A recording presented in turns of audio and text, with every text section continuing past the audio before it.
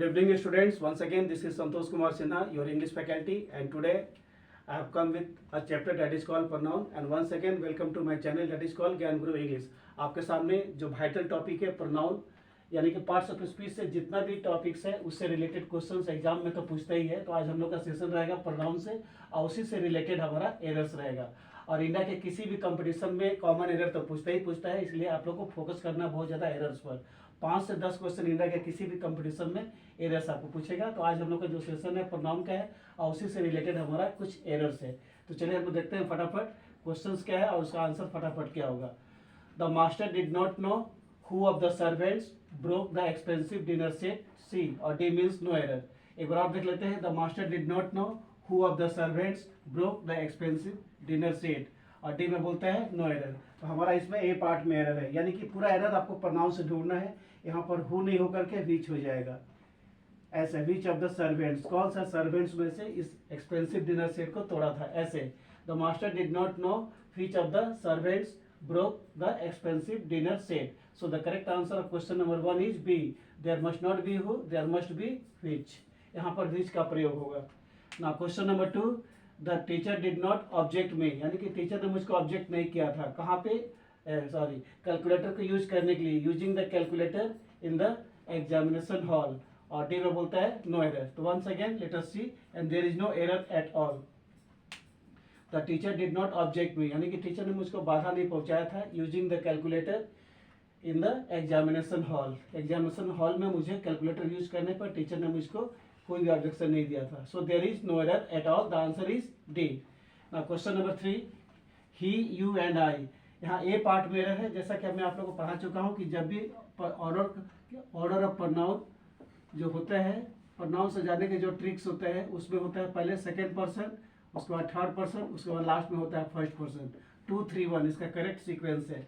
तो पहले यू हो जाएगा, उसके बाद ही आएगा और आई अपनी जगह पर ठीक है. ऐसे हो जाएगा you, he and I shall arrange the program and shall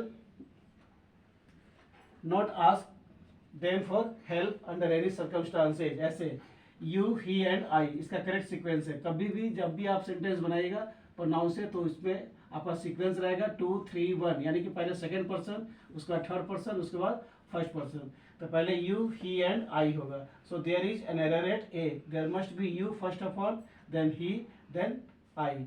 now question number 4, last summer I went to Shimla. A हो गया. With my parents by train, ये आपका बी हो गया. And all of us enjoyed a lot. C और D means no error. So the answer is absolutely correct. There is no error at all. Now question number 5, if I were him. इसमें A part में error है. यहाँ per him नहीं होकर के हो जाएगा इफ आई वेयर ही. यदि मैं वह होता I will teach him the lesson very well. मैं उसको अच्छी तरह से लेसन पढ़ाता. यहाँ पर हिम के बदले ही का प्रयोग होगा. नाउन तो बहुत आसान है क्योंकि किसी भी नाम को नाउन कहते हैं, लेकिन टफ जो है ना प्रोनाउन है, उसमें ध्यान से देखना पड़ता है कि किस नाउन के बदले कौन सा प्रोनाउन काम कर रहा है. तो यहाँ पर जो एरर था क्वेश्चन नंबर 5 का एरर था ए में. यहाँ पर हिम नहीं होकर के ही हो जाएगा. If I were he I would teach him the lesson very well. यदि मैं वह होता तो उसको अच्छी तरह से लेसन को पढ़ा देता. चलिए देखते हैं कि हम लोग का कुछ अगला क्वेश्चन प्रोनाउन से क्या बोलते हैं. देखते हैं कि हम लोग का अगला क्वेश्चन प्रोनाउन से क्या बोलता है और उसका फटाफट आंसर क्या होगा. देखते हैं क्या बोलता है. The audience are requested. A हो गया. To take its seats. B हो गया. And stay away from the track. C और D means no error. Once again देख लेते हैं हम लोग क्या बोलता है. The audience are requested. A to take its seats. B हो गया गलत. आपका बी पार्ट में एरर है क्योंकि ऑडियंस जो है ना ये आपका सब्जेक्ट है और audience means more than one. यहाँ पर इट्स के बदले देयर हो जाएगा. ऐसे the audience are requested to take their seats and stay away from the track. So there is an error at B. There must not be its, there must be there because the subject is plural. यहाँ पर audience है. Now question number 7, the number of vehicles flying. A हो गया. On the road of Lucknow. B हो गया. Is more than on the roads of Bangalore. C और D means no error.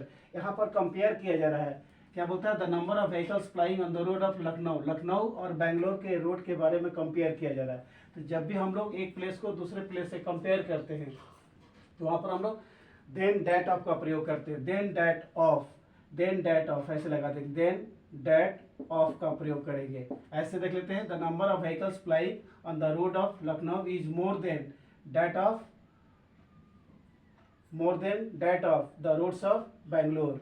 यहाँ पर ऑन का हटा देंगे हम. More than that of the roads of Bangalore. एक बार और देखते हैं, the number of vehicles flying on the road of Lucknow is more than के बाद में that of the roads of Bangalore.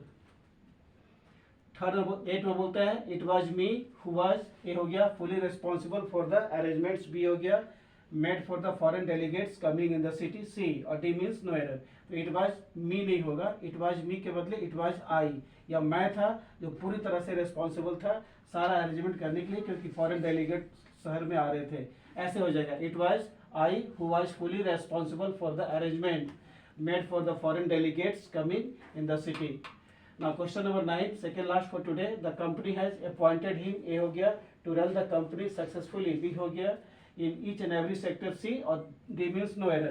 So the answer is absolutely correct. There is no error at all.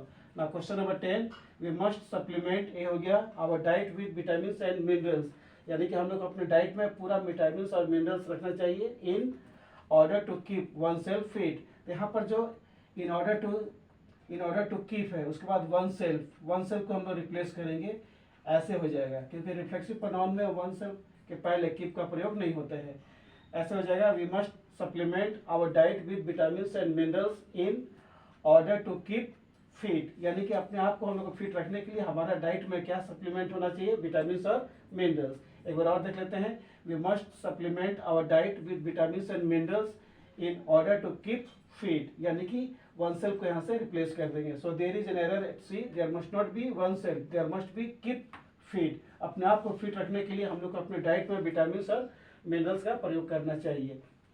So these were the questions regarding pronouns and more. Once again tomorrow I will come with different types of questions regarding pronouns and gender also. Gender is also very important from competitive point of view. तो ये था आज का आप लोग का session का pronoun का क्वेश्चंस। अगर आप लोग को वीडियो अच्छा लगे तो इसको लाइक कीजिए, शेयर कीजिए और ज़्यादा से ज़्यादा आपको सब्सक्राइब करना है। Till then good night to all of you, thank you.